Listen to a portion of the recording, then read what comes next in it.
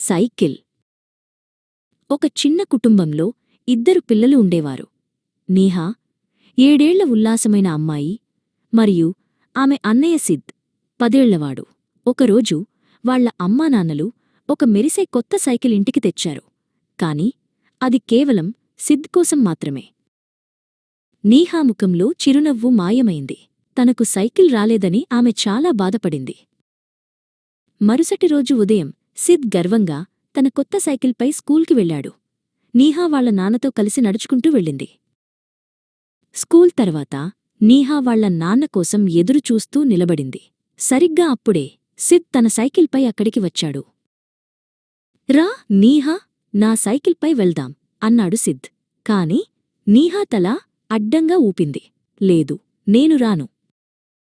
సిద్ ఆమె వైపు చిరునవ్వుతో చూశాడు. ఈరోజు నాన్న రావడం లేదు చెల్లి, అందుకే ఎక్కి. నీహా కళ్ళు ఆసక్తితో నిండిపోయాయి.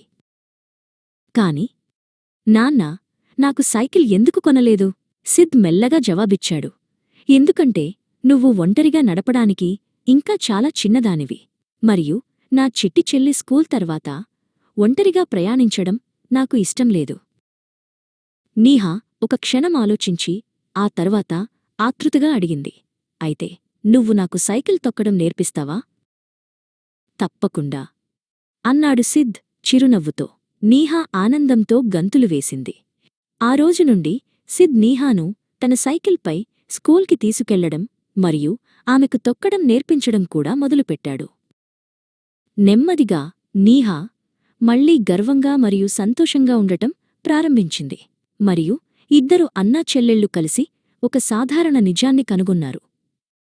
కొన్నిసార్లు అన్నయ్య లేదా చెల్లెలి హృదయంలో ఎంత ప్రేమ మరియు శ్రద్ధ దాగి ఉందో మనం గ్రహించలేము. కాబట్టి వారి మనసును ఎప్పుడూ నొప్పించవద్దు.